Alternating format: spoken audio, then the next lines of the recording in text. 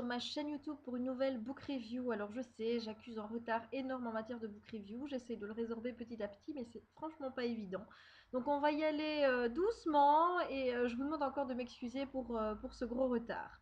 Alors aujourd'hui je vais vous parler d'un roman jeunesse que j'ai vraiment beaucoup aimé. Au départ je l'ai vraiment pris comme un roman science-fiction un petit peu dystopique on va dire, hein, puisqu'il met en avant un monde dans lequel j'aimerais pas forcément vivre.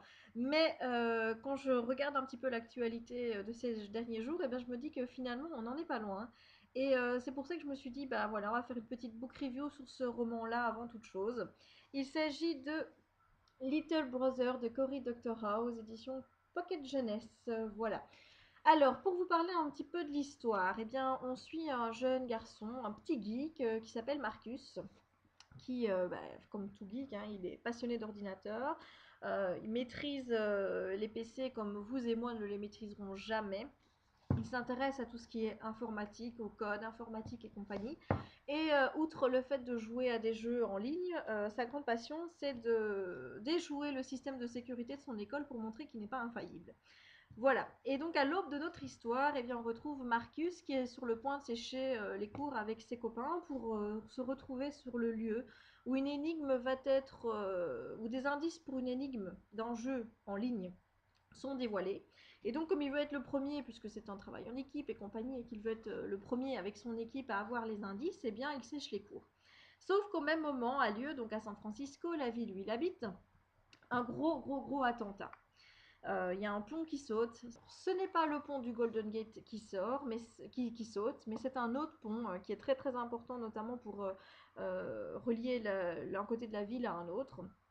Et suite donc à cet attentat, il va se faire, lui et ses amis, prendre par les autorités américaines qui vont l'embarquer, comme un tas d'autres personnes d'ailleurs, ce jour-là. Et bon, il pense que c'est une blague, hein, lui, qu'on s'est trompé, qu'on va le relâcher et compagnie, sauf qu'évidemment, quand on a des gadgets de geek avec compagnie, eh bien on devient vite suspect, surtout quand on a une tête, on est borné et qu'on refuse de laisser les autorités américaines fouiller vos mails en leur donnant votre mot de passe. Bah oui, après tout, pourquoi vous donneriez votre mot de passe si vous n'avez rien fait? Et donc, suite à ce refus, Marcus va se faire emprisonner pendant plusieurs jours. On va vraiment le descendre à plus bas que terre, le traiter comme un moins que rien, et plus de dignité humaine, plus rien. On le met dans un cachot où il n'y a pas de commodité, où il n'y a même pas de lit ou quoi que ce soit, on le laisse là, on lui raconte des choses pour essayer de le faire craquer mentalement, pour essayer de le faire sombrer. Et puis après, on va le relâcher. Et là, son but, ça va être d'essayer de montrer que le système n'est pas bien fait, que sous le couvert de la sécurité, on ne peut pas faire tout et n'importe quoi. Et c'est un petit peu le leitmotiv de ce roman, c'est de montrer que toute sécurité peut dégénérer et que nous pouvons perdre nos libertés individuelles.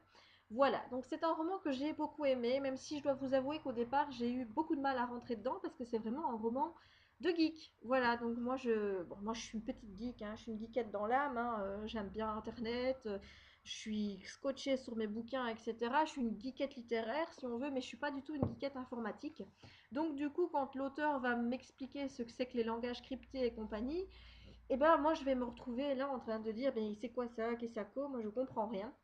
Donc il y a eu beaucoup de passages comme ça qui me sont un petit peu passés au-dessus de la tête parce que je ne comprenais pas. Donc j'ai trouvé que par rapport à ça, il y avait un manque de clarté évident que malheureusement, alors que le récit était super prenant, super intéressant, chaque fois que l'auteur s'arrêtait pour nous donner des détails techniques, mais très techniques, en ne les, en ne les facilitant pas pour le commandé mortel, hein, quoi. Limite, le geek comprendra, lui, mais le non-geek aura du mal.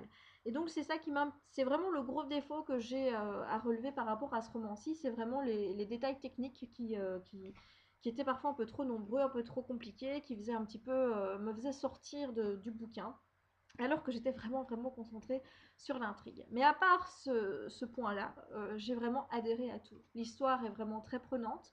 Moi, franchement, j'ai pris beaucoup de plaisir à découvrir un petit peu ce jeune de 17 ans qui va foutre un pied de nez pas possible aux autorités américaines qui ont pourtant les plus gros cerveaux et compagnie, qui va déjouer les systèmes de sécurité d'une manière mais magistrale. Enfin, moi, j'ai vraiment adoré ce roman. Ce qui m'a également plu, c'est le message qu'il véhicule, c'est de se dire que voilà, qu'on ne peut pas non plus tout accepter. Dans une société démocratique, on ne peut pas dire oui à tout. Lorsqu'il s'agit de sécurité, on dit oui, ben, lorsque notre sécurité est en jeu, il n'y a plus de liberté individuelle qui entre en cause, il faut nous protéger, donc il faut autoriser l'État à faire tout et n'importe quoi.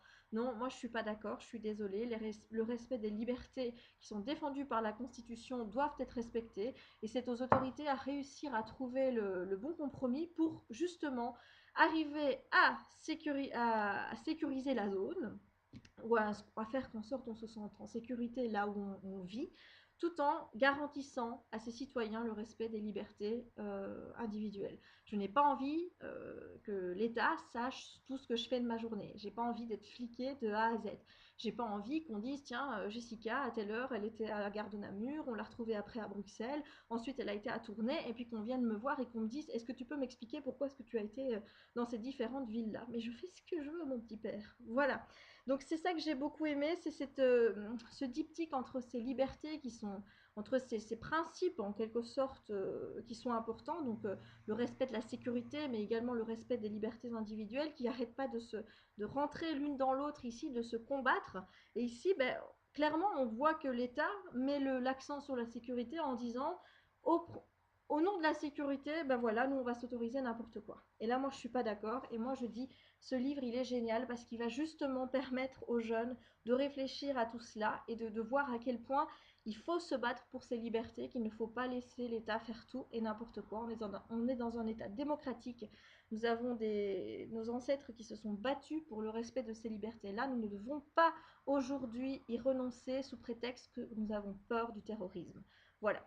Et ce que j'ai adoré, c'est qu'on peut faire vraiment le rapprochement avec ce qui se passe aujourd'hui, et même pas qu'en matière de terrorisme ou de sécurité internationale ou quoi que ce soit. Vous regardez un petit peu tout ce qui se passe en ce moment avec ACTA, je pense que c'est comme ça que ça s'appelle, qui est donc une loi européenne, je pense, ou en tout cas un traité international qui vise à protéger contre les contrefaçons, les droits d'auteur et compagnie sur Internet. Et on est en train de parler de cette loi et de peut-être la faire respecter au niveau européen, mais là encore une fois, les droits d'auteur, c'est quelque chose d'important, je suis tout à fait d'accord, mais on ne peut pas, au nom du respect des droits d'auteur, retirer à l'individu ses libertés individuelles. Voilà, donc c'est en ça que ce bouquin, il se rapproche vraiment de ce qui se passe. Il y a aussi évidemment tout ce qui se passe avec Mega Upload et compagnie.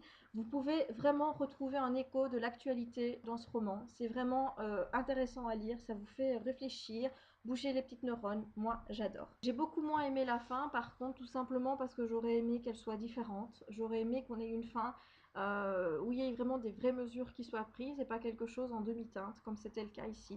Donc, mais bon, en même temps, je vous dis, le roman il est très réaliste par rapport au monde actuel, et clairement, si on avait eu le cas de Marcus ici dans le monde réel, c'est sans doute ce qui serait passé. Voilà, donc c'est pour ça que j'aurais peut-être préféré que ce soit différent, montrer qu'il y a peut-être une chance que dans un potentiel futur ou quelque chose comme ça, on puisse prendre enfin les bonnes décisions, surtout au niveau de la justice. Alors au niveau des personnages, je ne vais pas vous en parler énormément parce que moi c'est le volet qui m'a un petit peu moins plu, tout simplement parce que Marcus, il m'a quand même fallu beaucoup de temps pour m'accrocher à lui. Au début, je trouvais que c'était vraiment un geek assez arrogant. Il savait, il me semble qu'il sait tout, il sait faire ci, il sait faire ça, il sait qui c'est. Et de fait, il se la pète un peu. Et voilà, moi j'aime pas trop les petits prétentieux dans les romans, donc ça m'a un petit peu gêné. Puis après, bon, évidemment, il va changer, hein, forcément, une fois que vous êtes torturé et compagnie, surtout par votre pays en plus de cela. Hein, un pays en quel vous pensez, que vous croyez, à qui vous faisiez confiance et compagnie, qui vous traite comme un moins que rien, bah forcément ça vous change. Et suite à cela, bah, le personnage va forcément évoluer. On va voir Marcus sortir de sa bulle de geek pour vraiment prendre les choses en main, pour essayer de faire bouger un petit peu la société, faire en sorte que les gens ne se laissent plus faire. Il va prendre un petit peu les rênes, prendre des décisions dangereuses qui l'impliquent lui, mais également les autres. Moi, j'ai trouvé voilà, qu'il devenait vraiment quelqu'un de courageux, quelqu'un qui était qui avait une mission, qui était vraiment mais imbibé avec ses principes et qui voulait les faire respecter. Moi, c'est vraiment, j'ai beaucoup aimé. Voilà, j'ai vraiment beaucoup aimé de voir cette évolution dans le personnage.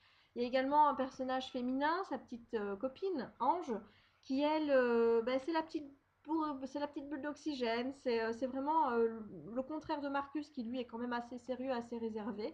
Mais elle vient mettre un petit peu de folie dans le récit et ça fait du bien, je dois dire, un petit peu de folie dans un récit de geek. ça fait vraiment du bien. Au niveau du style, franchement, ça se lit bien, c'est assez fluide, sauf évidemment les passages où je vous ai dit tout à l'heure où il y avait beaucoup d'explications geek avec ce que c'était que des langages cryptés et compagnie. J'ai trouvé que c'était pas assez vulgarisé, donc forcément, j'y comprenais rien. C'était très très technique, très compliqué. Donc sinon, à part ça, j'ai vraiment kiffé. Voilà, c'est vraiment un super roman. Et on ajoutera aussi un petit plus pour le titre, Little Brother, qui forcément fait écho à Big Brother is watching you, n'est-ce pas? Et puis également, à la fin, vous retrouvez des petites annexes où on vous explique un petit peu le métier de hacker, où il y a un hacker qui en tout cas qui parle et pourquoi il a hacké le site là en question, je ne saurais plus vous dire quoi. Et puis un spécialiste de la sécurité qui vient vous dire eh bien, que tout système de sécurité, il ne faut pas forcément se sentir tranquille avec, puisque il fonctionne tant que quelqu'un de plus intelligent que vous n'a pas trouvé le moyen de le déjouer. Évidemment, si vous, en tant que tel, vous analysez toute la situation quand vous inventez un système de sécurité et que vous vous dites voilà pour moi il est infaillible, mais si quelqu'un pense à une faille à laquelle vous n'avez pas pensé, donc qui est plus intelligent que vous, ben, votre système il vient complètement obsolète. Voilà, donc ce sont des petites annexes qui sont très très très intéressantes à lire. Alors, on récapitule. C'est Little Brother de Cory Doctorow, c'est publié chez Pocket Jeunesse et c'est à lire. Je vous le conseille, moi j'ai adoré. Voilà, je referme ici cette book review et je vous dis à très bientôt pour de nouvelles aventures livresques. Ciao! Et je vous dis à peine au revoir pour vous retrouver déjà. Alors ce complément a été filmé un peu plus tard, tout simplement parce que actualité oblige, je ne pouvais pas m'empêcher de vous parler d'ACTA aujourd'hui. Donc ce fameux traité qui va bientôt être discuté au Parlement européen et contre lequel nous devons tous nous unir pour lui dire non, non à ACTA, parce que ce traité, ça va être quasiment la fin de nos libertés sur Internet. Nous ne serons plus libres de poster ce que l'on veut sur YouTube du moment où nous utilisons un support qui est protégé par des droits d'auteur. Alors bon, je suis peut-être pas la mieux placée pour vous parler du traité, tout simplement parce que c'est une matière, les droits d'auteur, que je ne maîtrise absolument pas, mais je vous conseille de regarder les petites vidéos que je vais vous mettre en lien et surtout de signer la pétition contre ACTA. Plus nous serons à la signer, plus nos dirigeants seront sensibles donc à l'opinion publique à propos de ce traité, de cette loi dont on ne parle pas beaucoup. Alors ACTA, il faut savoir que c'est un traité qui a été négocié en parfait secret par 39 pays, mais qu'il a été négocié par des gens que vous n'avez pas élus démocratiquement. Donc ce ne sont pas vos députés, vos sénateurs que vous avez élus qui ont négocié ce traité, non, ce sont d'autres gens qui ont pondu ces règles qui vont notamment imposer des nouvelles sanctions pénales à tous les utilisateurs d'Internet qui partageraient des fichiers protégés par les droits d'auteur. Alors, comme bête exemple, hein, pour vous montrer un petit peu ce qu'il en est, au journal télévisé, puisqu'on en avait parlé une fois, je pense que c'était sur RTL TV, ils ont donné comme exemple un papy et une mamie qui faisaient une vidéo sur YouTube pour souhaiter l'anniversaire de leur petite fille en lui chantant la célèbre chanson. Eh bien, cette vidéo pourrait être interdite dans le cadre de ACTA, tout simplement parce que vous ne disposez pas des droits légaux pour pouvoir chanter la chanson Joyeux anniversaire. Vous voyez que ça va très loin et que notre liberté est menacée. Alors s'il vous plaît, ça ne vous prendra pas longtemps, je vous demanderai de prêter attention aux 2 vidéos que je vous ai mises en lien et surtout de signer cette pétition. Il y va de notre liberté à tous. Voilà, je vous remercie pour ces quelques secondes d'attention et je vous dis à très vite pour de nouvelles book reviews. Ciao!